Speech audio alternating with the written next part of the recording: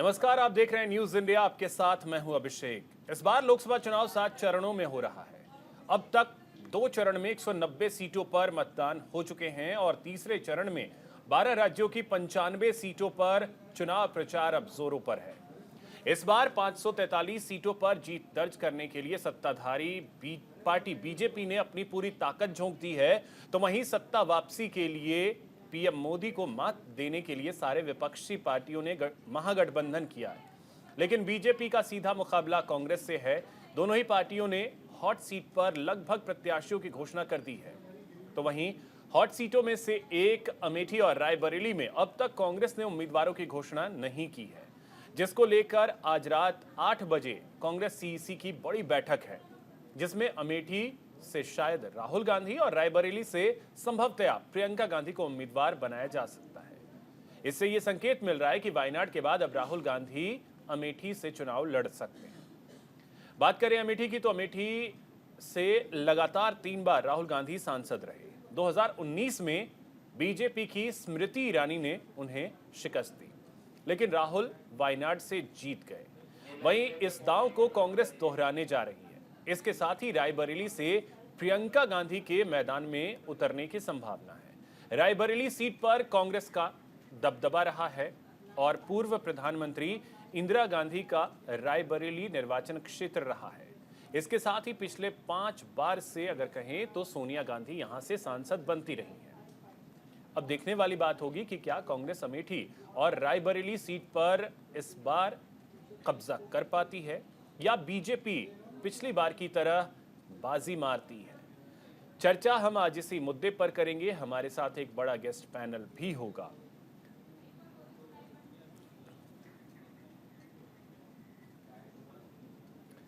तो देखिए, बेहद दिलचस्प है अमेठी और रायबरेली की लड़ाई। अब रायबरेली से क्या प्रियंका गांधी मैदान में होंगी या नहीं, ये बहुत बड़ा सवाल है। हालांकि जो लोगों की प्रतिक्रियाएं रायबरेली से आ रही हैं, उसमें लोगों की ये सोच है कि प्रियंका गांधी को मैदान में आना चाहिए, क्योंकि अब सोनिया गांधी तो लोकसभा में नजर नहीं आएंगी क्योंकि वो राज्यसभा जा चुकी हैं राजस्थान से। तो इस बार का चुनाव तो वो नहीं लड़ रही हैं। लेकिन अमेठी से क्या एक बार फिर से स्मृति ईरानी और राहुल गांधी आमने सामने होंगे? ये एक ऐसा सवाल है जिसके जवाब हर कोई तलाश रहा है।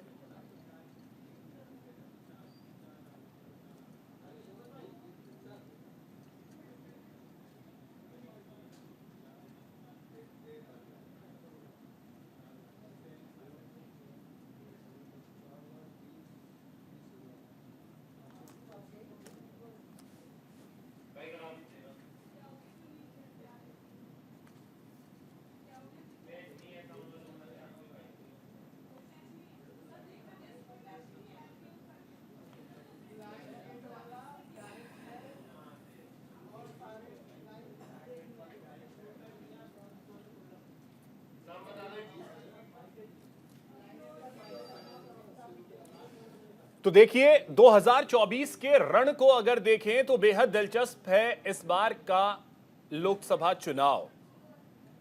और INDIA अलायंस और सामने एनडीए।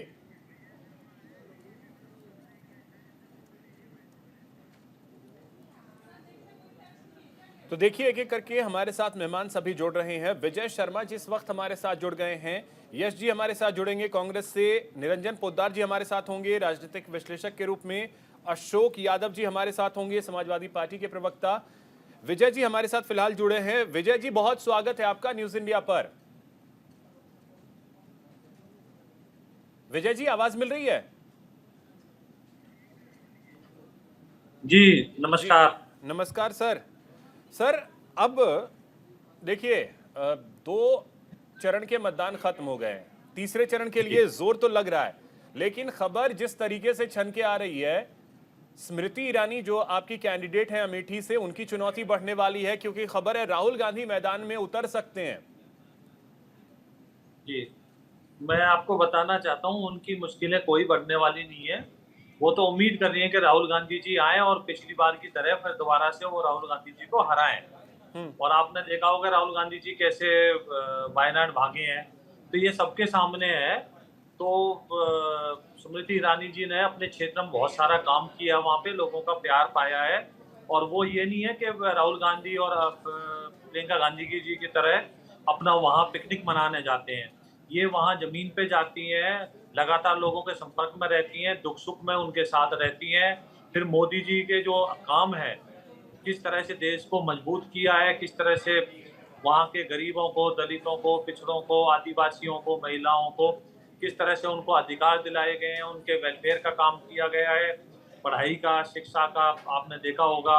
और किस तरह से वहाँ जैसे उत्तर प्रदेश को पहले दंगा प्रदेश बोलते थे, अब उस दंगा प्रदेश का नाम उत्तर प्रदेश की जगह उत्तम प्रदेश बोलने लगे हैं लोग।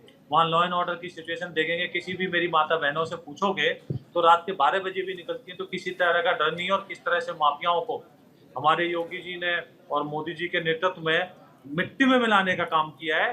तो हम काम के आधार पे हम वहाँ जा रहे हैं और हमारे को वहाँ निश्चित तौर पे जनता तो का अगर राहुल आशीर्वाद गांधी मिलेगा। अमेठी से आते हैं, प्रियंका गांधी रायबरेली से आती हैं मैदान में, तो नहीं लगता है कि मुश्किलें बढ़ेंगी, चुनौतियां आपकी बढ़ जाएंगी? नहीं नहीं नहीं, कोई भी आए, प्रियंका जी आए, प्रियंका जी की माता जी सोनिया गांधी जी आए, कोई भी आए, हमें कोई फर्क नहीं पड़ता। आपने देखा होगा कि रायबरेली पहली बार इनकी माता जी ने छोड़ा है और वो राज्यसभा से वहां से राजस्थान से चली गई। तो मुझे नहीं लगता हमें कोई किसी तरह का फर्क पड़ने वाला है, क्योंकि हम अपने काम के आधार पर वोट मांग रहे हैं और लोगों का जन समर्थन वहाँ हमें बहुत अच्छे से मिल रहा है। तो वेलकम, ये तो लोकतंत्र का महापर्व है। इसमें जो भी आए आए, सामने रखेंगे जनता के सामने मोदी जी के जो काम है और योगी जी के नेतृत्व में जो वहाँ पे स्टेट में काम हो रहे हैं, तो जनता देख रही है। ठीक है। जी हमारे साथ यश जी भी जुड़े हैं। यश जी, आवाज मिल रही है आपको? को मेरी आवाज आ? यश जी, बहुत स्वागत आपका। निरंजन जी भी हमारे साथ जुड़ गए। निरंजन जी, बहुत स्वागत आपका। और अशोक यादव जी भी हमारे साथ जुड़ गए हैं। अशोक जी, बहुत स्वागत आपका भी। तो यश जी, आपके पास आ रहे हैं। सुना होगा आपने विजय जी को। हालांकि अभी तक ये तय हुआ नहीं है, सीसी की बैठक में देखते हैं तय होता है या नहीं, लेकिन उनका यही कहना है कि अगर राहुल गांधी आ जाएं अमेठी से, हम तो बुला ही रहे हैं, या प्रियंका गांधी आ जाए रायबरेली से, कोई मुश्किलें बीजेपी के लिए खड़ी नहीं कर पाएंगे। तो क्या ये माने कि राहुल गांधी मैदान में उतर रहे हैं अमेठी से? विवेक जी, अभिषेक बोल रहा हूं सर। करने के लिए या डींगे हाँकने के लिए? यदि डींगे हाँकने तो बहुत अच्छी बात है, ने भी काम की। लेकिन यदि हम के लिए चुनते, रानी जी जनता बहुत तरह के फीडबैक दे रही है। अभी अभी हाल ही में गोवा का होटल भी बड़ा चल के संदर्भ में, तो जो अभी हमारे ये कह रहे थे, शायद भाजपा से हैं, वो कह रहे थे मिट्टी में मिलाने का काम किया है। तो मैं इनको याद दिला देता हूँ, चीफ मिनिस्टर का काम मिट्टी में मिलाना नहीं होता है। चीफ मिनिस्टर का काम होता है कि अपराधियों को भी संविधान के अनुसार न्याय दिया जाए, सजा दी जाए, पूरी न्यायिक प्रक्रिया। तो ये बुलडोजर जो कि संविधान में है ही नहीं, उसको लाके ये अपने आप को देश का भला करने वाला बता, और फिर इनके साथी नेता जो है वो संविधान बदलने की बात भी करते हैं। तो ये लंबी हो चुका है विवेक जी। अब जनता को जवाब चाहिए, 10 साल में आपने क्या किया वो बताइए। ये चेहरे के नाम की मार्केटिंग बहुत हो गई है, खोखली पैकेजिंग बहुत बेच ली आपने। अब आप काम किया हो तो बताइए, नहीं तो रहने दीजिए, कोई बात नहीं, जनता आपको बदल देगी। तो क्या ये यश जी, अभिषेक बोल रहा हूँ, विवेक नहीं। साथ ही ये क्या हम मान के चलें कि प्रियंका गांधी को लेकर के रायबरेली से भी आवाज आ रही है कि प्रियंका गांधी को मैदान में आना चाहिए, तो क्या प्रियंका गांधी हमें दिखेंगी रायबरेली से? जी, माफी चाहता हूँ अभिषेक जी, मुझे थोड़ा सा ब्लर दिखा तो मैं कंफ्यूज हो गया था। मैं ये कहूंगा कि प्रियंका जी किस सीट से चुनाव लड़ेंगी ये निश्चित रूप से समय के साथ हम सबको पता चल ही जाएगा, आपको भी हम जरूर बताएंगे। और मैं फिर कहता हूँ कि किसी भी क्षेत्र में सांसद का चुनाव किसी मार्केटिंग कैंपेन के लिए या किसी ब्रांडिंग के लिए नहीं होता, जनता की आशाओं को पूरा करने के लिए होता है। और उसके लिए प्रियंका जी चाहे जहां से भी चुनाव लड़ेंगी निश्चित रूप से जीतेंगी ही, और जनता की उम्मीदों पर खरी भी उतरेंगी। हम वो नहीं करेंगे कि सांसद बन गए कोई, उसके बाद या तो संसद में आना ही नहीं है, काम करना ही नहीं है, या फिर काम किया है तो नाम हो रहा है उल्टी चीजों से, वो हमारे काम नहीं। इस देश में इस समय बहुत सारे सांसद बैठे हुए हैं जो गलत कारणों से खबरों में बने हुए हैं। उन लोगों को ये नहीं करना चाहिए कि जनता के बीच में किसी भी तरह से विपक्ष या खास तौर से कांग्रेस के लोगों के बारे में जबरदस्ती का ये दुष्प्रचार करें, ये गलत है। ठीक है, विजय जी रिप्लाई करना चाह रहे थे। विजय जी बोलिए, उसके बाद फिर मैं आगे बढ़ता हूँ। एक अजीब बात बोली। ये कहते हैं कि जो माफिया हैं, जो वहाँ गुंडागर्दी करते हैं, लोगों की जमीन लूटते हैं, गरीबों के घर मकान लूटते हैं, बहन बेटियों की इज्जत लूटते हैं, सरेआम जैसे टीवी में दिखाए जाते थे ऐसे वहाँ पे दहशत फैलाते हैं, बम चलाते हैं। उनको बिरयानी खिलाएं हम, मतलब उनको मिट्टी में मिलाने का काम ना करें सरकार जो है। आप मुझे बताइए, ये तो वो लोग हैं जो इनके दंगाइयों के वहाँ फातिमा पढ़ने जाते हैं, तो इनसे तो मैं उम्मीद क्या ही करूं। इनके प्रवक्ता भी ऐसी ही बातें बोलेंगे। अरे आप मुझे बताइए, बुलडोजर वहां चलता है जहां किसी ने गलत तरीके से सरकारी जमीन कब्जा रखी है, किसी ने कानून को हाथ में लेके गैर कानूनी तरीके से बना रखी है। बुलडोजर किसी की अगर अच्छी प्रॉपर्टी है, उसके मालिकान के कागज है, उसने नक्शा पास करवा रखा है, तो वो किसी के पास नहीं चलते हैं। तो इसलिए मैं इनको समझाना चाहता हूँ, बुलडोजर तो चलेगा जो गलत काम करेगा। तो जब एक अपराधी होता है तो फिर उससे सारी पूछताछ होती है, उसके गैर कानूनी कामों की और भी बातें की जाती है। तो आपने एक बड़ा एग्जाम्पल सेट कर दिया और अपनी पार्टी का एक दृष्टिकोण रख दिया सामने कि आप गुंडों को फातिमा के ठीक वहां है, जाके फातिमा पढ़ते हैं और यानी मिट्टी मिलाने का काम बुलडोजर करते हैं और हम आगे भी चलता करते रहेगा। रहेंगे। ठीक है, अब अशोक जी, अखिलेश यादव का एक बयान आया था पिछले कुछ दिनों पहले कि मैं आगे आऊं जल्दी दोस्त भी आ जाएंगे। तो क्या माने कि अखिलेश यादव के मित्र और यूपी के दूसरे लड़के राहुल गांधी अमेठी से नजर आएंगे और उनके आने से आपके गठबंधन को मजबूती मिलेगी?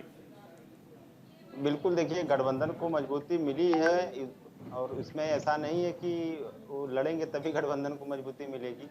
और लड़ने न लड़ने की बात जहाँ तक है, अभिषेक जी कांग्रेस पार्टी के स्ट्रेटजी का एक हिस्सा है, उनकी अंदरूनी राजनीति है कि कौन कहाँ से लड़ेगा। इस तरह से हर दल की अंदरूनी राजनीति होती है, व्यक्तिगत राजनीति होती है, उसी तरह कांग्रेस पार्टी की है। तो इसमें हम लोगों को इससे कोई मतलब नहीं है कि कौन पार्टी को कहाँ से लड़वा रही।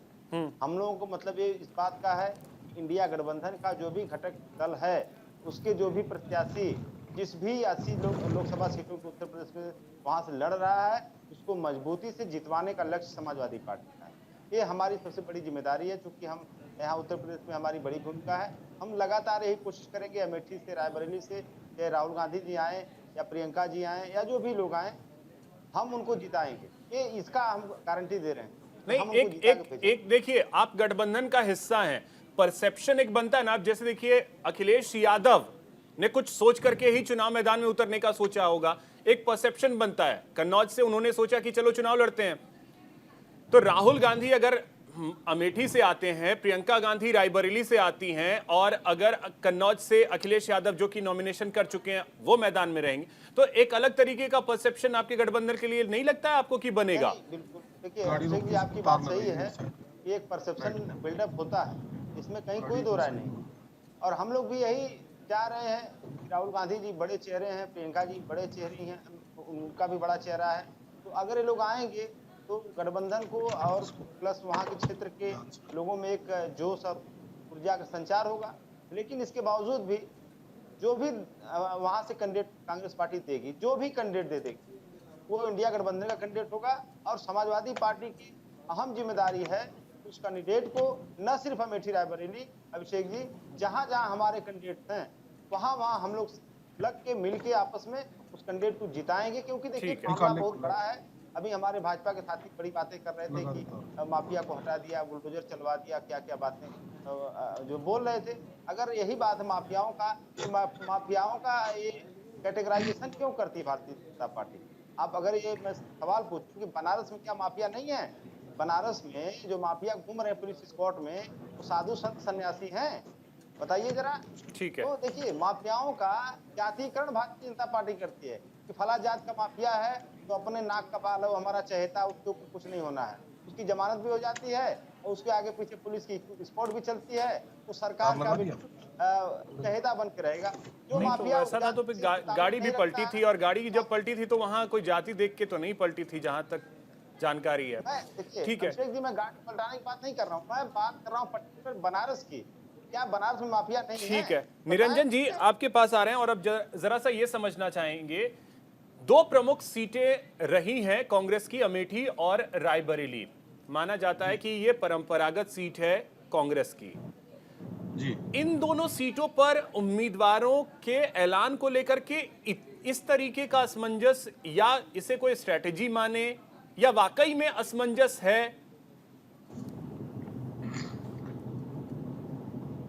जी अभिषेक जी, मेरी आवाज आ रही है? जी जी आ रही है निरंजन जी।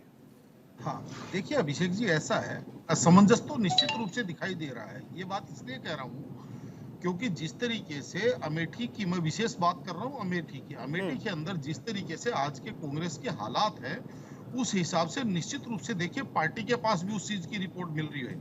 क्योंकि जिस तरीके से आपने देखा होगा कि जो राहुल गांधी जी का वहां कार्यभार देखते थे, यानी कि मैं बात कर रहा हूं वहां के जिला अध्यक्ष राम प्रसाद मिश्रा की, उन्होंने भी कहीं ना कहीं कांग्रेस छोड़ करके भारतीय जनता पार्टी ज्वाइन कर ली। और जिस तरीके से अभी अमेठी के अंदर बहुत बड़ी संख्या के अंदर जो कांग्रेस, जो वहां की जो लोकल इकाई है, उन्होंने जिस तरीके से पार्टी छोड़ी है, राम प्रसाद मिश्रा और जिसको कहते हैं विकास अग्रवाल, रुद्र प्रताप सिंह, और ये जिस तरीके से पार्टी छोड़ी है, कहीं ना कहीं पार्टी को लग रहा है। लेकिन दूसरी तरफ जिस तरीके से आप देख रहे होंगे कि भाई उत्तर प्रदेश एक ऐसी केवल एक लोकसभा सीट नहीं है, क्योंकि प्रधानमंत्री नरेंद्र मोदी जी गुजरात से आकर के अगर बनारस से चुनाव लड़ते हैं, तो इसका मतलब आप ये समझिए कि अगर कोई भी पार्टी का शीर्ष नेता अगर अवध से चुनाव लड़ता है, तो कहीं ना कहीं पश्चिम उत्तर प्रदेश, पूर्वी उत्तर प्रदेश और बिहार भी उसके अंदर कहीं ना कहीं उसका मैसेज जाता है। तो इसलिए कांग्रेस वहां का मोह छोड़ भी नहीं पा रही। और दूसरी तरफ अगर मेरा ये मानना है, अगर राहुल गांधी जी अमेठी अब चुनाव लड़ने जाएंगे, क्योंकि अभिषेक जी ये मैं आपको बताऊं कि अमेठी के अंदर मेरी बहुत सारे लोगों से बात हुई और आम लोगों से बात हुई। कोई मेरी वहां नेता है या उन लोगों के ऊपर मैं विश्वास नहीं करता जो राजनीति से जुड़े होते हैं, लेकिन आम लोगों का ये उस टाइम कहना था, 1.5 महीने पहले की बात बता रहा हूं, उनका उस टाइम ये कहना था कि अगर राहुल गांधी जी केवल अमेठी से चुनाव लड़ते और आकर के कहते भाई मैं आपका बेटा हूं और आपका क्षेत्र, आपके क्षेत्र में हमारा पारिवारिक संबंध है, और अगर झोली फैला करके अगर वहां लोगों से वोट मांगते, तो निश्चित रूप से इस बार जो वहां की जनता है राहुल गांधी जी को आशीर्वाद देती।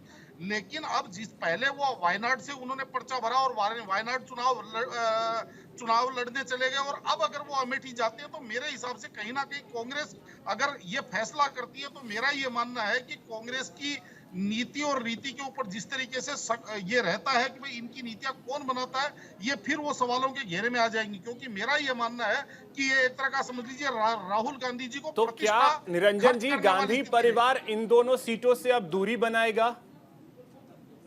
नहीं, रायबरेली से मैं सहमत नहीं हूँ। रायबरेली में आज भी रायबरेली जो है वो गांधी परिवार से कनेक्ट है, और रायबरेली आज भी ये मानती है कि गांधी परिवार हमारा परिवार है। ये आप इस चीज को मान के चलिए। अगर प्रियंका गांधी जी या गांधी परिवार का कोई व्यक्ति अगर रायबरेली से खड़ा होता है, तो निश्चित रूप से देखिए उनके चुनाव जीतने की प्रबल संभावना है। लेकिन अगर रायबरेली से किसी और को टिकट अगर कांग्रेस ने दिया, तो आप ये मान के चलिए रायबरेली भी इन्होंने खर्च कर दी। लेकिन मैं बात कर रहा हूं अमेठी की इसलिए क्योंकि 2019 के लोकसभा चुनावों के अंदर 55,000 वोटों से स्मृति ईरानी जी ने केवल चुनाव ही नहीं हरवाया राहुल गांधी जी को, उसके बाद में लगातार जिस दौरे कर रही हैं पिछले 5 वर्षों के अंदर, स्मृति ईरानी तो वहां 2014 से ही डटी हुई हैं। जिस तरीके से 2014 में उन्हें हार मिली, उसके बाद वहीं डट गई। 19 में उन्होंने शिकस्त दे दिया। लेकिन आपको नहीं लगता कि 2019 में हार के बाद राहुल गांधी ने अमेठी से मुंह मोड़ लिया? निश्चित रूप से मैं वही कह रहा हूं कि जो स्मृति ईरानी जी हैं, उनका प्रत्यक्ष रूप से या परोक्ष रूप से लगभग 30 से ऊपर वहां पे उनकी विजिट हो गई। जबकि राहुल गांधी जी मेरे ख्याल जो भारत जोड़ो यात्रा थी उसके तहत एक बार शायद वहां उनका जाना हो पाया है। तो कहने का तात्पर्य ये है कि जनता अब इस चीज को, सारी चीजों को देख रही है। और आप ये भी देख रहे होंगे स्मृति ईरानी जी ने वहां पे जो लोगों के अंदर एक ये था कि भाई हमारे यहाँ हमारे क्षेत्रीय सांसद का घर नहीं है हमारे क्षेत्र में, तो अब स्मृति ईरानी जी ने ठीक वहां है, अपना इस घर पे भी और बनाया भी और चीजें उसका समझने की कोशिश करेंगे और यश जी से ये भी समझने की कोशिश करेंगे कि क्या वाकई में कांग्रेस अमेठी और रायबरेली से दूरी बनाने की कोशिश कर रही है। राहुल गांधी ने ऐसे क्या कारण रहे कि अमेठी से एक डिस्टेंस बना करके रखा इन 5 सालों में, ये तमाम चीजें समझने की कोशिश करेंगे एक छोटे से ब्रेक के बाद। ब्रेक के बाद एक बार फिर से आप सभी का स्वागत है। यश जी, सीधे आपके पास आता हूं। 2019 के बाद ऐसा लगा कि राहुल गांधी ने अमेठी से दूरी बना ली, क्या कारण रहे सर? अमेठी जिसने बार बार आपको संसद में भेजा है, उससे एक हार की वजह से दूरी बना ली? अभिषेक जी, ये किस तरह की बात है? अब जो सांसद जीती हैं अमेठी में, उन्होंने क्या किया, वो जिम्मेदारी का सवाल कोई पता नहीं है। बिल्कुल है और सर, जो अब लेकिन वहाँ आपको सांसद 2004 से वो सीट बार बार आपको लोकसभा में भेज रही है। मैं जानता हूँ, मेरी पूरी बात सुनिए। हम्म, जो सांसद वहां के इस समय इनकम्बेंट रहे, उनसे तो सवाल कीजिए पहले कि उन्होंने सांसद रहते हुए क्या किया। जो व्यक्ति अब वहां के सांसद नहीं है, वो चाहते हुए भी अपनी कोई सांसदों की कर्तव्य तो वहां निभा नहीं सकते, क्योंकि अधिकार में नहीं है। जो क्षेत्र उनका है, वहां उन्होंने अपना पूरा काम किया है। स्मृति ईरानी से भी तो पूछिए कि उन्होंने अमेठी में किया क्या। पब्लिक उनका मखौल उड़ा रही है। वो मशहूर वीडियो आपने भी देखा होगा, जिसमें एक शायद बेरोजगार युवा है या नया स्टूडेंट है, उसने बोल दिया कि हाँ मैडम आइए बैठिए, लीजिए सवाल हमारे। चली गई स्मृति जी। उनसे भी तो पूछिए। ये कोई बात थोड़ी होती है कि राहुल जी यश ने जी, अब कैसे एक मोड़ लिया। देखिए, मैं ज्यादा इंटरप्ट आपको नहीं करूंगा, लेकिन एक चीज मैं आपको बता दूं, 2014 में स्मृति ईरानी चुनाव हार गई थी, आपको याद होगा। उसके बाद वो अमेठी में डेरा डाल के बैठ गई कि मैं 2019 के लिए तैयारी कर रही हूं, ठीक है? अभिषेक, डेरा डाल के हाँ, बैठ गई थी बहुत और अच्छी बात 2019 में उन्होंने जीत हासिल कर ली। अब ये हाँ। हारा हुआ या जीता हुआ नहीं मैटर, ये करता है कि उसने आपको 2004 से लेकर के लगातार संसद भेजा है अमेठी ने। मैटर ये भी करता है अभी कि स्मृति ईरानी और कहीं की सांसद नहीं चुनी गई, तो वो 5 साल वहां डेरा डाल के बैठ सकती थी। राहुल जी वायनाड के सांसद बन गए, अब वो वायनाड छोड़ के अमेठी में डेरा नहीं डाल सकते हैं। कर्तव्य ज्यादा बड़ी चीज है। ये सीट की मार्केटिंग तो होती रहेगी, बीजेपी वाले इसी के लिए बैठे हुए हैं। तो फिर अगर इस बार अमेठी से, मान लीजिए अगर अमेठी से मैदान में होते हैं, चुनाव जीतते हैं और वायनाड से भी जीतते हैं, तब किसको चुनेंगे, अमेठी या वायनाड? पार्टी तो फिर तो सवाल ये भी होगा। तय करेगी। ये सवाल का जवाब मैं और आप तय नहीं कर सकते। ये पार्टी का शीर्ष नेतृत्व और वहां की दोनों सभाओं की जनता तय करेगी, और समय आने पर हमें बिल्कुल पता चल जाएगा। अच्छी बात है आप ऐसा कह रहे हैं, दोनों सीट से वो जीत जाएं। हम भी यही चाहते हैं और बहुत सारी जनता यही चाहती है, क्योंकि ये जुमला सरकार से सब कुछ त्रस्त हो चुके हैं। मैं अभी 5 लोगों के साथ बैठा हुआ हूँ इस वाहन में, और कोई भी ये नहीं जानना चाहता है कि अब आप और कितना क्या नया जुमला फेंक देंगे। सब यही पूछ रहे हैं कि अगली सरकार रोजगार, महंगाई से निजात पर काम करे, महिलाओं को उनका सम्मान दिलाए, किसान को उनका हक दिलाए, बेरोजगारों का उत्थान हो, और सड़क पर डंडे ना पड़े यदि कोई पेपर शिकायत करने जाए तो। पेपर लीक तो कम हो उत्तर प्रदेश में। आप अमेठी और रायबरेली में रुके हुए हैं। ये तो देखिए उत्तर प्रदेश में जिस सीएम की तारीफ हो रही, परीक्षाओं की पूरी प्रक्रिया को मिट्टी में मिला दिया। जितने पेपर हुए हैं उत्तर प्रदेश में, वर्ल्ड रिकॉर्ड बन गया है। क्या कर रहे हैं हमारे बिष्ट साहब, योगी क्या कर रहे हैं? क्या चुनाव का सवाल सिर्फ यही रह जाएगा कि भाई मार्केटिंग होना है, चेहरा, ब्रांड, पार्टी, संगठन? अरे काम क्या किया आपने? वायनाड में जाके देख कि राहुल जी ने क्या किया है। जनता उनके खिलाफ बोलती हुई नहीं मिलेगी आप। लेकिन अमेठी को या कोई भी भाजपा से जीता हो या अभी सांसद हो, उनको बस आप खुली छूट दे के सवाल पूछिए, जनता बताएगी। मणिपुर में तो इन्होंने कैंडिडेट नहीं उतारा, ये बातें मार रहे हैं यहाँ बैठ के। ठीक है, विजय जी रिप्लाई करना चाह रहे हैं। विजय जी बोलिए जल्दी से। फिर ये भी सवाल है साथ में कि स्मृति ईरानी ने वहां 5 सालों में काम ही नहीं किया है।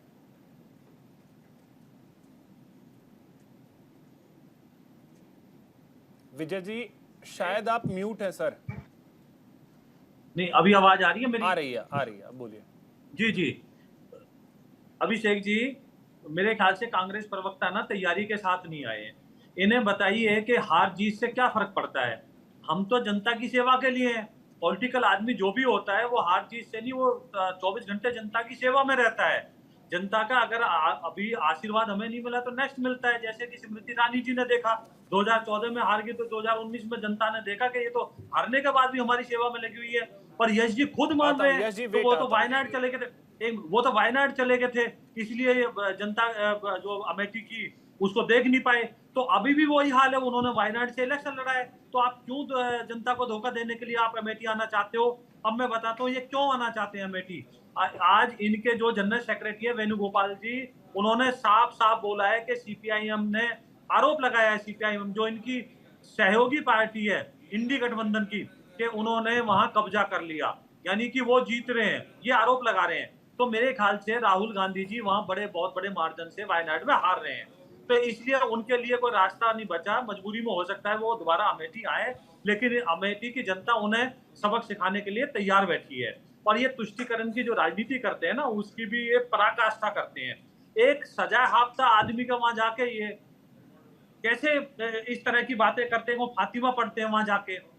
जो मुख्तार अंसारी था उसके ऊपर कितने केस थे, उसको कौन आदमी शरीफ बता देगा? आप मुझे बताइए। तो वहां जाके इनके लोग फातिमा पढ़ते हैं। इनकी जो सोनिया गांधी जी हैं वो आतंकवादियों के लिए रात को रोती है। इनके देखेंगे अनुच्छेद 25 जो है, जो इन्होंने 1950 में बनाया था, उसके तहत इन्होंने धर्म परिवर्तन को जो है वैध कर दिया था, और अनुच्छेद 28 को हटा दिया था जो हमारा, और अनुच्छेद 30 के अंतर्गत इन्होंने जो मजहबी जो आजादी है वो अल्पसंख्यकों को दे दी, हमारे को नहीं। 1954 में ये लव जिहाद को बढ़ाने के लिए एक स्पेशल मैरिज एक्ट ले आए। 1975 में इन्होंने सेकुलरिज्म जोड़ दिया इंदिरा गांधी जी ने। उसके बाद में आप देखिए इनकी कांग्रेस की सरकार जो नरसिम्हा राव के कार्यकाल में थी, अल्पसंख्यक आयोग बनाया उन्होंने, वक्फ बोर्ड कानून ठीक बनाया है, ये सब तो विजय जी, ये सब तो हो चुका है। चलिए, ये तो अब इतिहास का हिस्सा है। अब तो ये इतिहास का हिस्सा है। अब तो ये सब इतिहास का हिस्सा है। लेकिन पिछले 5 सालों में हाँ, आज का नागरिक बड़ा, आज क्योंकि आज सोशल मीडिया का जमाना है, तब ये सूचनाएं नहीं होती थी। जैसे यश जी ने कहा कि देखिए पेपर लीक हो रहा है, बच्चों को जॉब नहीं मिल रहे हैं, तो ये समस्याएं हैं। अब मैं जॉब की बात करता हूं, इनसे पूछिए, इनके पास आंकड़े हैं क्या? 10 साल इन्होंने राज किया, मनमोहन सिंह जी ने कितनी सरकारी नौकरी दी? नहीं तो मैं आंकड़े देता हूं, हमने कितनी नौकरी दी है, इन्होंने कितनी नौकरी दी है। इन्होंने 6 लाख नौकरी दी है सरकारी, हमने 18 लाख नौकरी दी है। इन्होंने स्टार्टअप कितने बनाए, हमने कितने स्टार्टअप बनाए हैं? पहले कितने स्टार्टअप थे खाली? उसके बाद में हमने मुद्रा लोन के तहत कितने लोन दिए, विदाउट गारंटी के दिए। हमने रेहड़ी पटरी वालों को कितने लाख वो दिए। तो आप मुझे बताइए, रोजगार देने का काम हमने किया है। हम मानते हैं और भी काम करने का इसमें समय है, करेंगे। हमारे मैनिफेस्टो पढ़ लीजिए किस तरह से हम काम करते हैं। तो ऐसा नहीं है कुछ भी आपके पास कोई किसी तरह का नीति नहीं, नियत नहीं। क्या विजन है? हम बात करते हैं 2047 की, 2047 में हम राष्ट्र को विकसित बनाएंगे, और किस तरह से बनाएंगे हमने अपने मैनिफेस्टो में लिखा है। ये मैनिफेस्टो में क्या लिखते हैं कि अल्पसंख्यकों के किस तरह का ये बीफ खिलाएंगे, उनको खाने की आजादी क्या देंगे, क्या देंगे बताइए आप मुझे। तो ये किस तरह से वहां, मतलब इनकी तुष्टीकरण के अलावा मैनिफेस्टो में है क्या? ठीक है, लोगों की मैनिफेस्टो की चर्चा कम से कम इस बार काफी ज्यादा हो रही है। ठीक है, ये जी जल्दी से रिप्लाई कीजिए, फिर अशोक जी और निरंजन जी के पास जा रहा हूं जल्दी से। अभिषेक जी, आपसे नेता ने मुझे भी अनइंटरप्टेड इसी तरह सुनी है जैसे आपने इनको सुना है, और इनको बताइए, बता देता हूं कि तैयारी करके भी मूर्खतापूर्ण, तर्कविहीन और इमेच्योर जवाब बीजेपी दे सकती है। आंकड़े जो रोजगार के हैं, तो ये जितने भी लाख गिन लें, तो याद दिला देता हूं कि हमारे किसी भी प्रधानमंत्री ने 2 करोड़ साल की नौकरी का जुमला नहीं फेंका था। हमारे किसी भी प्रधानमंत्री ने, अब ये बीच में बोल रहे हैं, ये पीछे हुए हैं, ये बीच में बोल रहे हैं। नहीं विजय जी, हमारे किसी भी प्रधानमंत्री या मुख्यमंत्री के राज में इतने पेपर लीक नहीं हुए, इतने बच्चों को लट नहीं मारे गए, इतनी महिलाओं के साथ अपराध नहीं हुए, ये एनसीआरबी का डेटा कहता है। और ये जो स्टार्टअप की बात कर रहे हैं, सबसे ज्यादा बीफ एक्सपोर्ट करने वाले स्टार्टअप इनके उत्तर प्रदेश में हैं। मुख्य नाम रखे हैं कंपनियों के, और मालिक सब हिंदू हैं और आरएसएस बीजेपी से जुड़े हुए हैं।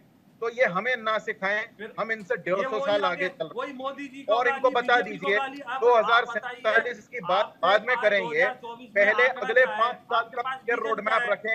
2014 में इन्होंने वादे किए थे, वो आज तक पूरे नहीं हुए हैं। 2014 में सिर्फ पुलवामा के नाम पर वोट मांगे, और उसकी जांच पूरी नहीं हुई है। ये लंबी फेंकना बंद कीजिए। रोजगार ला के दिखाइए या कुर्सी से हट जाइए। राज दरबारी करने के लिए आपके पास बहुत पैसा है, चंदा चोरी कर करके चुनावी बॉन्ड से आपने खूब पैसा कमाया है। अपना खुद का रियलिटी शो बनाइए, उस पर रोज नाचिए गाइए और पब्लिक देख के ताली बजा देगी। लेकिन अब आप जैसे झूठे जुमलेबाज और धोखेबाज अत्याचारी लोगों को कुर्सी तो जनता नहीं देगी। ठीक है सर, हम अब सब मैं आगे समझते हैं बढ़ रहा हूँ और आपको। निरंजन अब जी और अशोक जी जुमलेबाज के पास जा रहा हूँ। ठीक अपने आप को विजय जी। है, यश जी और विजय जी अब रुक जाइए। ठीक है सर, अब निरंजन जी, जिस तरीके से यश जी ने कहा कि ठीक है 2019 में जो जीते उनसे सवाल हो, 2019 में हारे राहुल गांधी वायनाड से जीते थे, वायनाड के प्रति शायद ज्यादा जिम्मेदारी रही होगी। बात भी ठीक है कि ज्यादा जिम्मेदारी रही होगी, लेकिन 2004 से आपको वही सीट जिता जिता करके भेज रही है।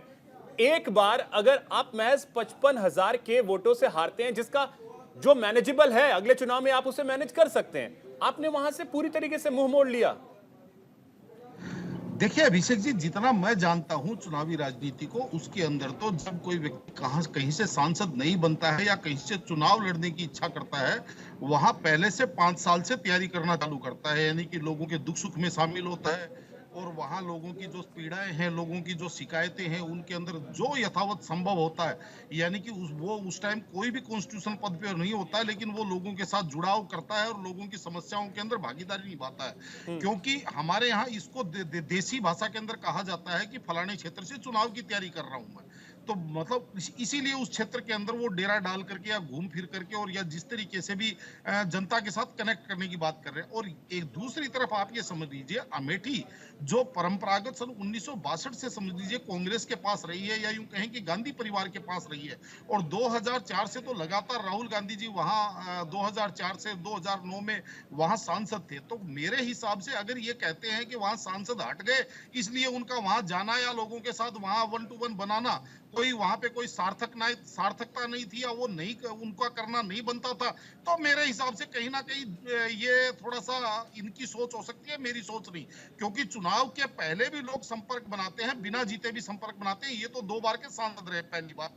और दूसरी बात देखिए अभिषेक जी, मेरा ये मानना है कि जिस तरीके से अमेठी और रायबरेली की वहां की जनता अपने आप को गांधी परिवार का परिवार मानती थी, गांधी परिवार को, वो जनता अगर 2019 के अंदर उन्होंने राहुल गांधी जी को 55,000 वोट कम दिए, इसका मतलब कहीं ना कहीं वो जनता आहत थी, इसीलिए कहीं ना कहीं जनता ने वो वोट कम दिए। अगर निरंजन जी, इसमें एक और चीज, अब फिर से राहुल गांधी वायनाड से तो चुनाव लड़ चुके हैं, वहां वोटिंग खत्म हो गई है, अब अगर अमेठी आते हैं तो फिर अमेठी की जनता फिर कैसे भरोसा करेगी? अब अभिषेक जी, मैं आपको स्वयं बता रहा हूं कि मैं स्वयं अमेठी का मैंने दौरा किया था और 3 दिन में वहां लोगों के साथ रहा, और आप ये यकीन मानिए कि उनमें राजनीतिक लोग बहुत कम थे। वहां के पत्रकार या फिर समझ लीजिए वहां की आम जनता, जैसे मैंने उनसे उस समय पूछा जब ये सारा का सारा समझ लीजिए ये पाले मंड रहे थे, या यूं कहें कि जो खेमेबंदी हो रही थी उस समय, तो मैंने कहा अगर राहुल गांधी जी चुनाव लड़ते हैं तो इस बार चुनाव किसका? तो आप यकीन मानिए ज्यादातर लोगों का यही कहना था कि अगर तो राहुल गांधी जी केवल और केवल अमेठी से चुनाव लड़ते हैं, यानी वायनाड नहीं जाते हैं और यहां आकर के लोगों से माफी मांग लेते हैं कि भाई मेरे से जो गलती हुई उसको माफ करो, मैं आपका बच्चा हूं और आपका और हमारा एक ही परिवार है, अमेठी हमारा परिवार, हमारा घर है, और आप मुझे अब दोबारा से, तो जनता निश्चित रूप से उनकी वो झोली वोटों से भर देती। लेकिन अगर राहुल गांधी जी वायनाड और अमेठी दोनों जगह से चुनाव लड़ेंगे तो अमेठी की जनता राहुल गांधी जी के ऊपर 1% भरोसा करने के लिए तैयार नहीं है। और इसी का परिणाम जैसे मैंने आपको बताया, आप देख रहे होंगे कि अभी जैसे जैसे चुनाव चल रहा था, जितने अमेठी के अंदर कांग्रेस की जो लोकल टीम है, चाहे उसके अंदर भी मैंने जैसे आपको बताया कि राम प्रसाद मिश्रा जो वहां के जिला अध्यक्ष है स्वयं, वो भी कांग्रेस छोड़ करके भारतीय जनता पार्टी में चले गए। यानी कि कहने का तात्पर्य ये है कि आज राहुल गांधी जी अगर चुनाव लड़ने भी जाते हैं तो उनको नई टीम बनानी पड़ेगी, नई कोऑर्डिनेशन कमेटी बनानी पड़ेगी, नया सारा सिस्टम बनाना पड़ेगा, और मुझे लगता नहीं है कि चुनाव जीतना अब इनके लिए इतना आसान रहेगा। बाकी तो देखिए देश की जनता है वो किसके ऊपर भरोसा करती है, लेकिन अगर परिस्थितिवश अगर मैं देखूं तो मैं इस चीज की बिल्कुल भी सलाह नहीं देता कि राहुल गांधी जी को अमेठी जाकर के और अपने आप की किरकिरी करवानी चाहिए। ठीक है अशोक जी, अब देखिए आपने भले ही ये कहा हो, हालांकि गठबंधन का आप हिस्सा हैं, आपने भले ही ये कहा हो कि कोई भी वो उनके अंदरूनी मामले हैं, वाकई में वो अंदरूनी मामले हैं, लेकिन चेहरे चेहरे की बात होती है, इस बात को आप स्वीकार करेंगे। अगर राहुल गांधी अमेठी में उतरते हैं तो आसपास की सीटों पे भी असर पड़ेगा, रायबरेली से प्रियंका गांधी उतरती हैं, आसपास की सीटों पर भी असर पड़ेगा। जैसे नरेंद्र मोदी अगर वाराणसी से लड़ते हैं तो पूरे पूर्वांचल में या बिहार तक उसका असर जाता है, बक्सर तक असर जाता है। तो उसी तरीके से आप लोग की भी तो यही मंशा होगी कि अमेठी से आए राहुल गांधी कम से कम।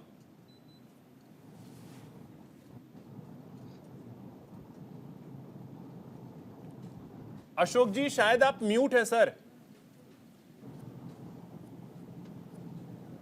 हेलो जी आवाज आ रही है? अब आ रही है सर, बोलिए। हाँ देखिए, ऐसा है कि जो सवाल आपने पूछा वो जवाब उसका इसके पहले मैं दे चुका हूँ। दूसरी बात देखिए, ये चुनाव जो है जनता लड़ रही है। जनता उत्तर प्रदेश की बात अगर कर लिया जाए तो 80 लोकसभा सीटों की जनता ये जान रही है कि अगर दोबारा ये सत्ता में आएंगे तो फिर से पेपर लीक करवाएंगे, फिर से उनको अग्निवीर के दंश को झेलना पड़ेगा। आप देखिए, एक तरफ सेना में इतनी बड़ी अशोक जी संख्या फिर में चेहरे का कोई महत्व नहीं है? चेहरे का महत्व कभी कभी गौण हो जाता है। अच्छा, इस चेहरे बार का गौण है। महत्व रहता है, लेकिन कभी कभी गौण हो जाता है। चेहरे का महत्व हो जाता है मुद्दों का। आज सवाल मुद्दों का है। आज सवाल ये है कि अग्निवीर के माध्यम से हमारे देश के नवयुवक सेना में नौकरी करते थे और पूरी बाकायदा उनका जीवन। तो फिर अखिलेश यादव को क्यों उतरना पड़ा कन्नौज से? अगर मुद्दे ही थे तो फिर अखिलेश यादव को क्यों उतरना पड़ा कन्नौज से? हेलो जी आ रही आवाज सर, बोलिए। जी जी जी, अगर मुद्दे इस तरीके के थे जहां चेहरा महत्व नहीं रखता है तो फिर अखिलेश यादव को क्यों उतरना पड़ा कन्नौज से? देखिए कन्नौज का जो समीकरण है वो समीकरण के हिसाब से लगातार कन्नौज की जनता वहां राष्ट्रीय ध्वज की मांग कर रही थी कि सर आप आइए। एक बार नहीं, लगातार कन्नौज की जनता मांग तो मुरादाबाद की जनता भी कर रही थी। खबर यह भी है कि मुरादाबाद की जनता भी मांग कर रही थी। जी जी, देखिए पूरा प्रदेश की जनता मांग कर रही थी। हम लोग आजमगढ़ से भी मांग कर रहे थे कि राष्ट्रीय ध्वज आजमगढ़ से आए। हर व्यक्ति चाह रहा था कि उनके लोकसभा सीट से राष्ट्रीय ध्वज लड़े। वो देखिए जनता की डिमांड होती, कार्यकर्ताओं की डिमांड होती है। तो इसका मतलब चेहरे की मांग है ना, चेहरे का महत्व तो है। मैं बता रहा हूं वही, देखिए चेहरे का महत्व है, ऐसी बात नहीं है कि चेहरे का महत्व बिल्कुल नहीं है। लेकिन कभी कभी क्या होता है कि मुद्दे इतने बड़े हो जाते हैं कि जनता सोचती है कि कोई भी व्यक्ति आए हमको जिताना है। आज कमोबेश परिस्थिति वही है, सिर्फ उत्तर प्रदेश की नहीं, पूरे हिंदुस्तान की। आज अगर देखा जाए तो 60 इसीलिए लाख, तो मैं कह रहा हूं फिर 60 कोई लाख आवश्यकता नहीं थी अखिलेश यादव को मैदान में उतरने की, जबकि आपने अपना कैंडिडेट अनाउंस कर दिया था। बिल्कुल देखिए, ऐसा है कि वहां जो कन्नौज की बात है, फिर वही मैं उसका जवाब दे चुका हूं। नहीं, तेज प्रताप को आपने टिकट दे दिया था सर, तेज प्रताप को आपने टिकट दे दिया था। देखिए वहां के कुछ राजनीतिक हालात ऐसे थे, वहां की जनता की डिमांड, वहां की कैडर की डिमांड थी कि राष्ट्रीय ध्वज आए, क्योंकि इसके पहले वो ऑलरेडी वहां सांसद रह चुके हैं 2004 से। तो जनता वहां की डिमांड कर रही थी, तो जनता की डिमांड पे वो वहां पे गए हैं। तो इसमें कोई बहुत बड़ी बात नहीं है। बात सिर्फ यही है अभिषेक जी तो यानी कि अगर राहुल गांधी या प्रियंका गांधी मैदान में ना भी आते हैं तो आपके गठबंधन पे मतलब उससे कोई नुकसान गठबंधन को नहीं होगा? अगर वोटों के लिहाज से देखें तो कोई नुकसान नहीं। वहां मैं फिर आपको गारंटी के साथ बता रहा हूँ, दावे के साथ बता रहा हूँ, अमेठी रायबरेली में अगर गांधी परिवार का आएंगे तो बम्पर वोट से जीत के जाएंगे। अगर गांधी परिवार के नहीं आएंगे तब भी वहां से जीत होगी इंडिया गठबंधन की, इस बात की गारंटी है। यानी बम्पर नहीं होगी, जीत हो जाएगी, बम्पर नहीं होगी। यस जी, बम्पर जीत चाहिए या मतलब ठीक ठाक जीत चाहिए बस? देखिए अभिषेक जी, पहले मैं आपकी एक बात का जवाब दे देता हूँ। आप कह रहे थे कि भाई अमेठी रायबरेली से गांधी परिवार आएगा तो आसपास की सीटों पर असर पड़ेगा, और मोदी जी अगर वाराणसी आ जाएंगे तो बिहार, पूर्वांचल, तो चलिए मान लेते हैं कि नॉर्थ कोरिया में किम जोंग भी नरेंद्र मोदी के कारण ही जीतता है। लेकिन मुझे ये बताइए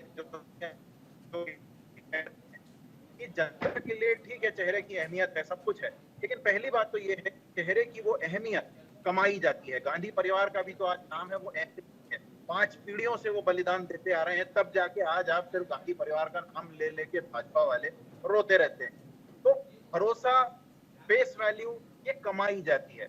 अब भाजपा वाले चाहते हैं कि एक आदमी के ऊपर, क्योंकि हमने उस एक आदमी की छवि बदलने में हजारों करोड़ रुपया फूंक दिया है, तो उसके नाम पे हम चाहे जहां चुनाव जीतते रहें, जनता पर अत्याचार होता रहे, पैसा पूरा अडानी को जाता रहे, और चुनाव में मुद्दा चले कि भाई अमेठी में राहुल गांधी क्यों नहीं आ रहे हैं, रायबरेली में प्रियंका गांधी क्यों नहीं आ रही हैं। इस बात को हमें समझना होगा। जनता के पास अब ये मजाक करने का मार्जिन नहीं है अभिषेक। जनता इस समय पूछ रही है कि 45-50 साल में सबसे ज्यादा बेरोजगारी क्यों है, सबसे ज्यादा महंगाई क्यों है।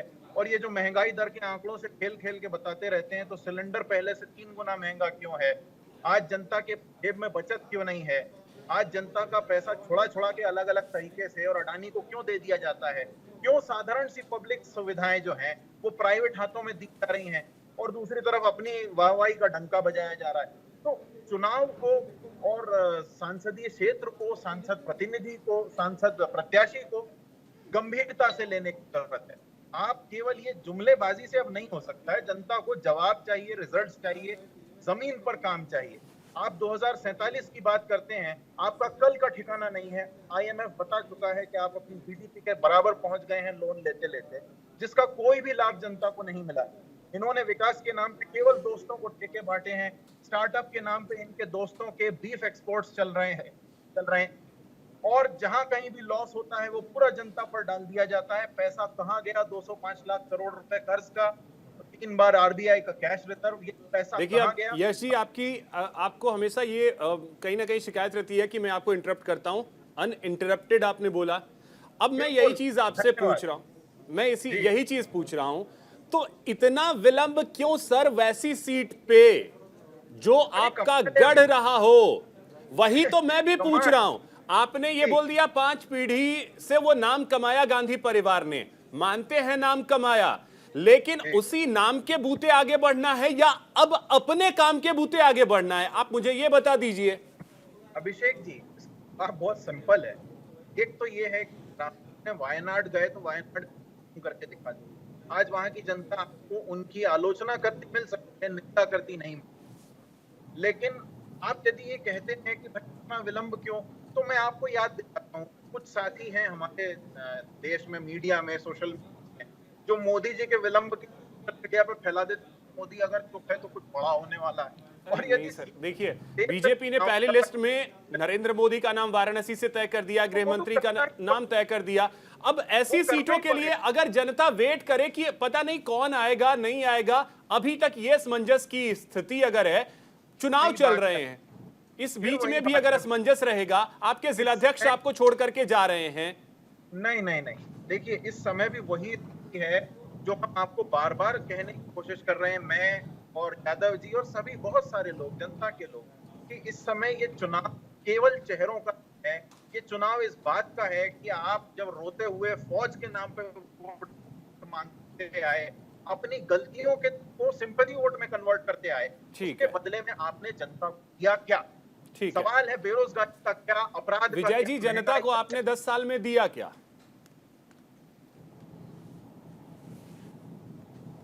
एक तो ये समय पे म्यूट हो जाते हैं, गुस्सा इनमें भर जाए प्रश्न में बोलेंगे। विजय जी शायद म्यूट है। ये देखिए अभिषेक जी, हमने 3 गुना बजट बढ़ा दिया है रक्षा का। अब हमारा 6 लाख करोड़ के करीब रक्षा बजट हो गया है। जो अग्निवीर की बातें करते हैं, ये सबसे अच्छी वो है। ऑफिस से चोरी हो गई और है, उसमें आप देखेंगे 4 साल बाद देखिए यश जी, अनइंटरप्टेड आपने बोला, अब तो सुन लीजिए। अब देखिए वो विजय जी तो म्यूट कर लेते हैं कि बीच में बोलूं ही ना। मैं बस सुना कि तो आप देखिए अग्निवीर में देखिए कैसे हम एक व्यक्ति को प्रशिक्षित करते हैं, उसमें 10% वही रखते हैं, बाकी हमारी स्टेट में, BSF में, सब में उनका रिजर्वेशन रखा हुआ 10% और 10 लाख रुपए के करीब उनको देते हैं, उनको आगे पढ़ाई के लिए रिजर्वेशन रखते हैं कॉलेजों में। तो इस तरह की बातें जो है ये जनता देखती है, सुनती है। दूसरा इन्होंने बोला कि उत्तर कोरिया से इन्होंने किया। देखो डिक्टेटरशिप की बात है तो इनको याद आती है क्योंकि इन्होंने इमरजेंसी लगाई थी, इंदिरा गांधी ने 1975 में लगाई थी। सबको पता है, पूरे देश को पता है किस तरह से पत्रकारों को जेल में डाल दिया था। महिला पहलवानों के साथ क्या हुआ? अरे भैया सुन लो, जरा हिम्मत भी कर लो सच्चाई सुनने की। आप वायनाड से बाकी हमारे प्रधानमंत्री जी ने पहले भविष्यवाणी कर दी थी। अभी जिस दिन वोटिंग हुई थी उस दिन कहा था देखो वायनाड से भी हमारे राहुल गांधी जी भागेंगे, और वो भगने जा रहे हैं। अब ये कहते हैं सिलेंडर की बात। आप मुझे बताइए, सिलेंडर जब वाजपेयी जी ने सरकार छोड़ी थी कितने रुपए का था? नहीं तो मैं बताता हूँ, चुनौती देता हूँ मैं इनको। और उसके बाद में इन्होंने सरकार छोड़ी थी उस दिन जनवरी 2014 में कितने का था और आज कितने का है? और ये बातें करते हैं। इन्होंने 30 से 35 हजार करोड़ जो ईरान का था हमारे, इन्होंने बॉन्ड जारी करके वो देश के ऊपर कर्जा बढ़ा दिया। आप उसका आंकड़े देखिए कितना, आपका 105% के आसपास वो था जो हम 30-35 चुनावी बॉन्ड में भी आपकी सहयोगी पार्टी केजरीवाल जी अपनी कहते थे कि मैं चुनावी बॉन्ड लाऊंगा, आपने भी सहमति जताई थी। आपकी तरह 2014 की तरह थोड़ी जितना मर्जी कैश रख लो अपने परिवार को बचाने के लिए, भ्रष्टाचार के लिए काम करो, तो इस तरह की बातें नहीं है। तो हमारे अशोक जी ने मान ही लिया कि हमारे जो यशस्वी प्रधानमंत्री हैं वो करिश्माई हैं, उन्होंने काम किया है, जनता उनके ऊपर भरोसा करती है, और उन्होंने भी माना है कि ठीक है सर, ही देश चलता है, प्रधानमंत्री हमारा बॉस। ठीक है सर। निरंजन जी, आखिर में जल्दी से मैं आपसे ये जवाब चाहूंगा, हालांकि यश जी ने इस बात को नकारा हो भले ही, लेकिन अगर रायबरेली से प्रियंका गांधी उतरती हैं आसपास असर पड़ेगा, राहुल गांधी अमेठी से उतरते हैं आसपास असर पड़ेगा, जैसा मैंने कहा कि वाराणसी से प्रधानमंत्री मैदान में उतरे, पूर्वांचल में असर पड़ा था 2014 में, ये यश जी माने या ना माने? अरे मैं तो मान रहा हूँ असर पड़ेगा। नहीं, आपने तो किम जोंग तक को चुनाव जितवा दिया सर। अब सुन लीजिए सर, अब नहीं यश जी, अब सुन लीजिए, ठीक है। तो निरंजन जी, ऐसी 2 सीटें जो आपको लंबे समय से संसद का हिस्सा बनाते रही हैं, वहां पे कैंडिडेट डिसाइड करने में अगर पार्टी को इतना विलंब हो रहा है तो फिर जनता के मन में असमंजस तो आएगा ही आएगा। देखिए अभिषेक जी, निश्चित रूप से चाहे कांग्रेस के वक्ता और प्रवक्ता कुछ भी कहें, लेकिन वास्तव में ये है कि आज कांग्रेस का आत्मविश्वास कहीं ना कहीं हिला हुआ है, और इसी का परिणाम है कि रायबरेली और अमेठी जैसी इनकी जो परंपरागत सीटें मानी जाती हैं वहां पे भी ये अभी तक अनाउंस करने की स्थिति में नहीं है। और दूसरी तरफ अगर हम रायबरेली की बात करें तो रायबरेली के अंदर भी जिस तरीके से भारतीय जनता पार्टी ने मोर्चेबंदी कर रखी है, चाहे वहां पे आप ये समझिए, और एक चीज और आपको देखनी पड़ेगी, लोकसभा चुनाव है और लोकसभा चुनावों के अंदर ये चीज भी महत्व रखती है कि वहां उस संसदीय क्षेत्र में आपकी विधानसभा सीटें कितनी है।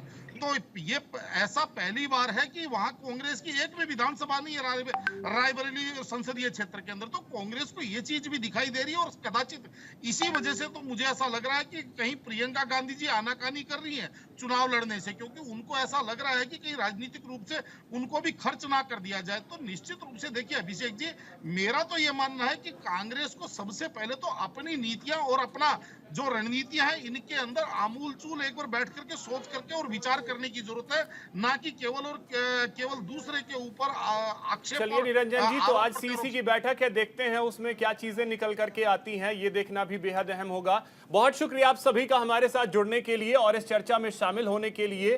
फिलहाल इतना ही, नमस्कार।